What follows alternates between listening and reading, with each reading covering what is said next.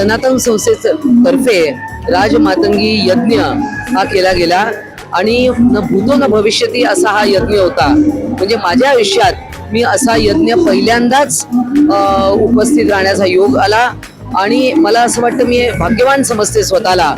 खरं तर या यज्ञाचं उद्दिष्ट की भारताला, हिंदुस्थानातील नागरिकांना सुख समृद्धी समाधान आणि त्यांचं कल्याण हो, देशाचं रक्षण होणं यासाठी आहे. आज हिंदू धर्माचा प्रचार प्रसार सगळ्या जगभर व्हायला पाहिजे. हा यज्ञ जो आहे तो 40 देशांमध्ये होतोय. ही एक अनोखीच गोष्ट म्हणायला पाहिजे, कारण केवळ हिंदुस्थान नाही पण या पृथ्वी तलावरच्या सर्व नागरिकांचं कल्याण व्हावं या हेतूने हा यज्ञ केला गेला. सनातन संस्थेतर्फे खरोखरच सनातन संस्थेचे एक कार्य अभूतपूर्व आहे.